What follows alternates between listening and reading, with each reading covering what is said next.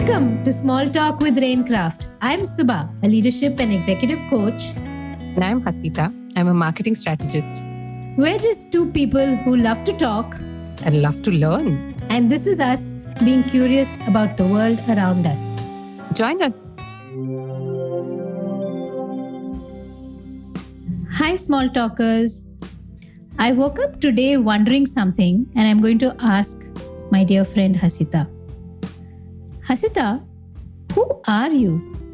Oh, I see we are jumping into the big questions first thing in the morning. Yes, we are. Okay. I am a marketing consultant at work. I'm also a mother. I have been a copywriter. I like to believe that I am a decent sibling, a daughter, all of those identities that make up the personal me. I'm also a baker from time to time. I'm a swimmer from time to time. Oh, and more recently, I think about 6 months ago, I've realized that I want to be doing some work in the sustainability space. I don't know what that's called though, so there's that as well. Yeah, we'll call you a sustainability champion for now, because everything should have a label, right? Too soon. So actually, I asked you this because I was thinking about the concept of identity. I was doing some work around leaders and what kind of identities they show or portray in their day-to-day. And I was wondering, what really is our identity? James Clear has this kind of simple notion that what you repeatedly do is your identity, right? So if I pick up a brush and I paint every day, then I'm a painter. Yeah. And he uses that well to say that if I want to become a painter, then I should pick up a brush and paint every day. Yeah, makes sense. But then, so when you are juggling between, say, 10 different identities, and all of us are, right? We're all doing different things at different points in time. It's not just the simple act of picking up a brush, like some days I might want to be an X, and some days I might have an energy for a Y, right? More recently, both of us have become, for lack of a better word, creators, because we now have this podcast, right? Yeah, we're podcasters. Say it. Yeah, we are podcasters. So, but we don't, the fact is that we don't podcast on a daily basis, right? We don't record on a daily basis. So my question really is, what identities make up who I am? And how do I go about representing this? Because I think we all want to be understood. And I think social media has only made us want that a little bit more, right? Now that so many people have our attention, who am I being in that context? And I think initially there was a certain amount of interest in showcasing the perfect life and, talking about all the good things. But over a period of time, I think people, including myself, have become more aware of the fact that it's about being as genuine as possible. And touch of humor on Instagram, a touch of seriousness on LinkedIn, but largely you're still being the same person, right? So when I have 10 different identities, which one do I really capture or latch onto in a way, No, that's an important question, because I think it goes back to the concept of identity and why we should have a certain identity on a certain platform itself, right? And I've been thinking about that, and I think it was a lot maybe easier some years ago, where you had very few channels to really share your work or your interests. So largely, I think once kind of we got onto the online bandwagon, it was about blogging. So whatever somebody wrote about often became their identity. So people were travel bloggers, food bloggers, marketing bloggers, etc. And then more and more channels opened up. And I think, why am I on a few of these platforms? Because one, I want to get to know people I already know or knew in some way. I want to get to know them better, be a little more, not even active or involved, just aware of who they are and what they do. And I think I definitely do want to meet new people, right? New people that I can kind of do work with, learn something from, just have a good conversation with. And so to that end, somewhere I also need to let them know who I am, what interests me, what is my identity. Yeah. End of the day, right? So I think that's why it is even important to think about this, because somebody may ask the question that Just be you. I mean, why are you talking about identity on a platform, etc.?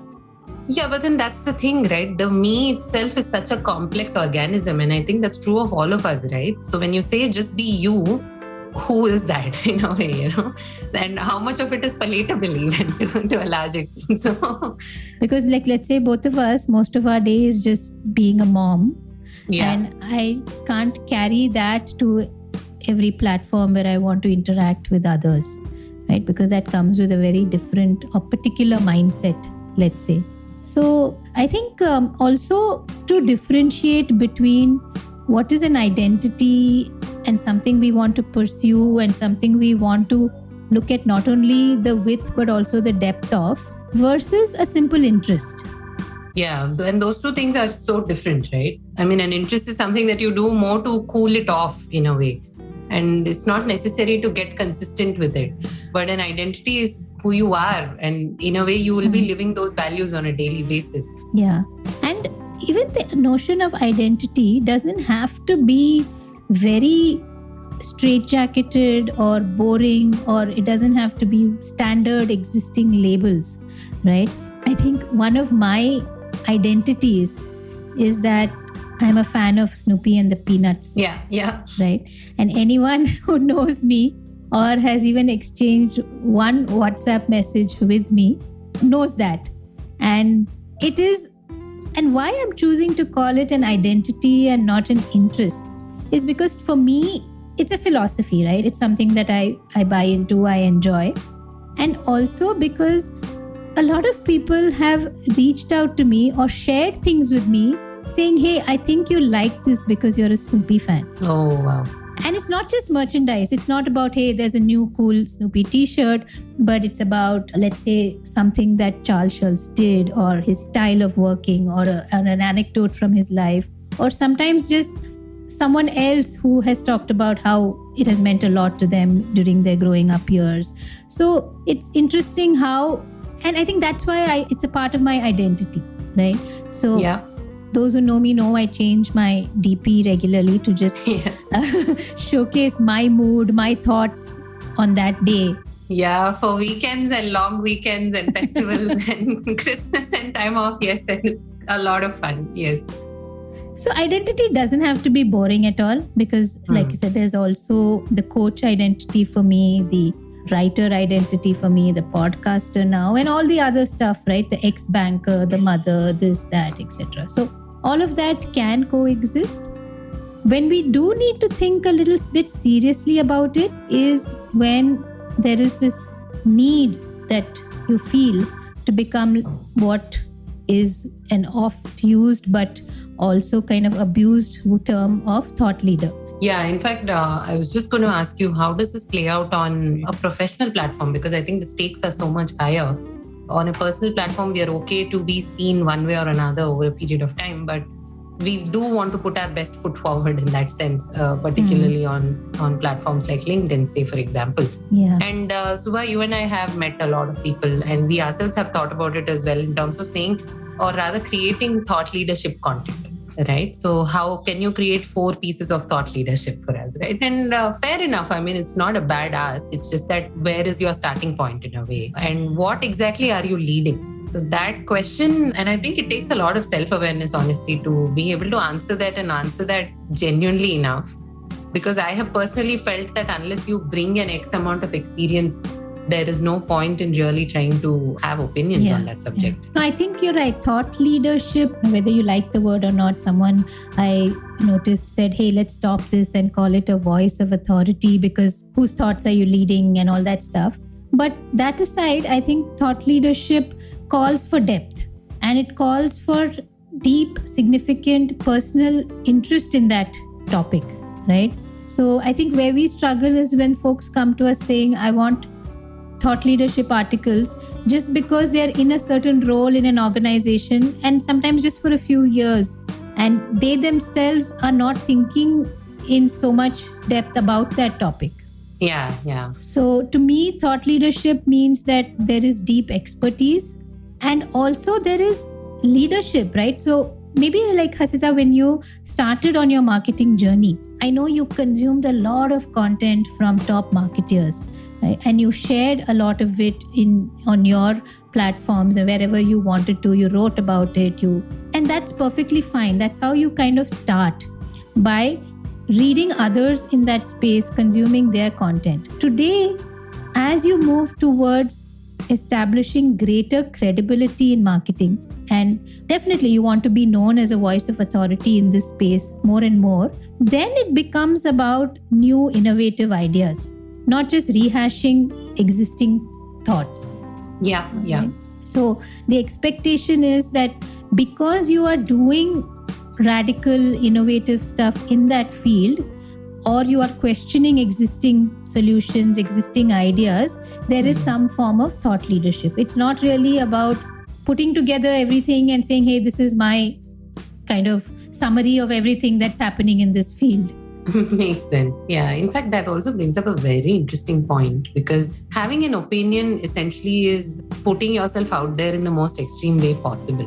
Yeah, that's quite interesting, because in a way, having an opinion is putting yourself out there in the most extreme way possible. And we do have cancel culture. We do have this tendency to put people on the right side or the wrong side, and then there's no side in between, in a way, right? So to have an opinion and to be able to articulate that opinion itself is a major step. And then to put it out there, knowing full well that people may agree, people may disagree.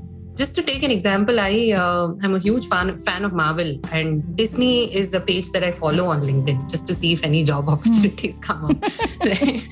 And yesterday for Pride Month, they decided to post an extremely generic message about how they stand in solidarity with XYZ, and we are supporting this. And so there were no specifics, so to speak, right? And from a company like Disney, that just comes across as a PR stunt rather than anything else, right? Everyone's talking about it, so I need to. And then if you see the comments underneath, people are criticizing, people are ridiculing. So the fact is that not having an opinion is equally dangerous in today's world. But then having an opinion also opens you up to canceling. So, I think that's where a lot of leaders and people generally in the workplace, myself included, tend to shy away from taking extreme POVs. So how do you lead with authority if you're not too sure that you should be saying something? So I think one is that maybe don't keep extreme as a benchmark, in the sense that look to just share your new thoughts and ideas in the work in that space from a very genuine and authentic space, right?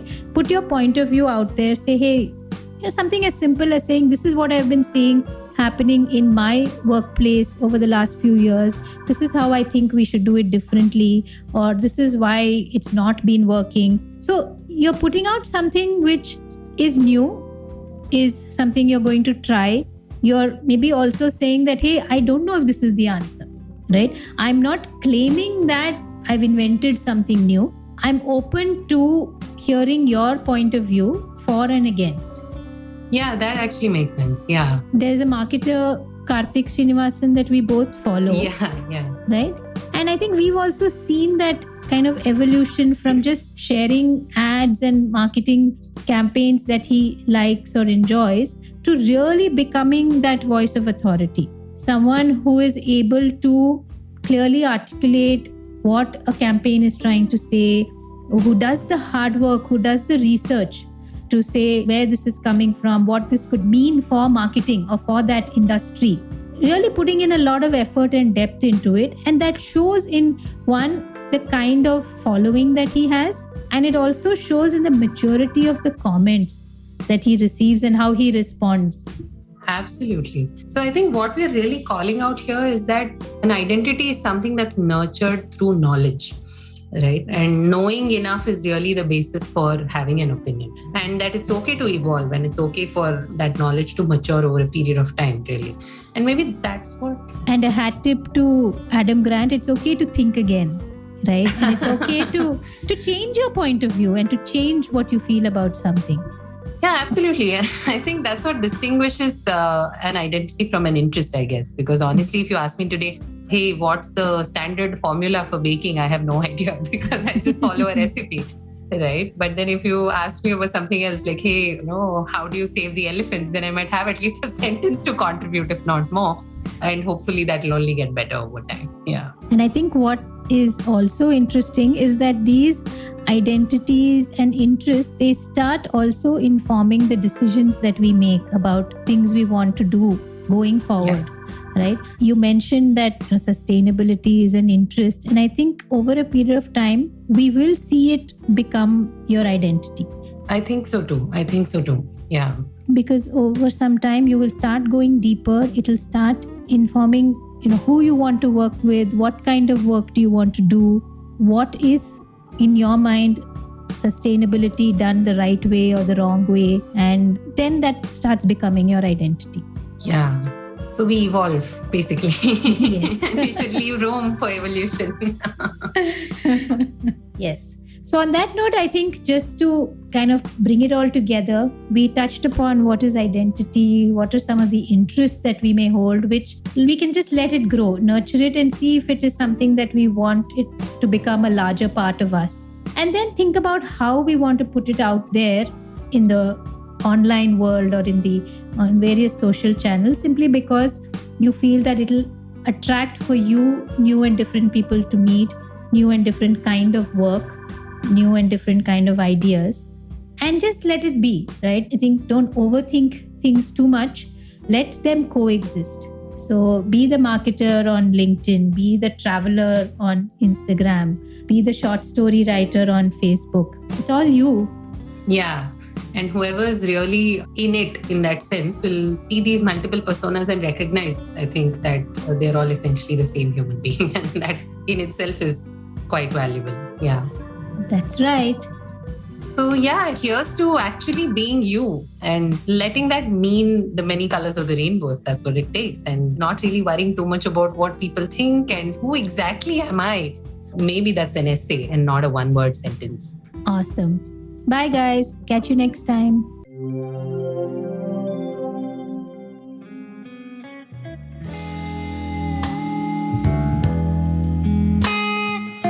Thank you for listening till the very end. We hope you enjoyed the conversation. If you'd like to leave us a note about the episode, please do write in at connect@raincraft.in or drop us a voice message at speakpipe.com/raincraft. All the details about our guest today and how you can find us on social media are available in the show notes. So please do have a read and catch you next time.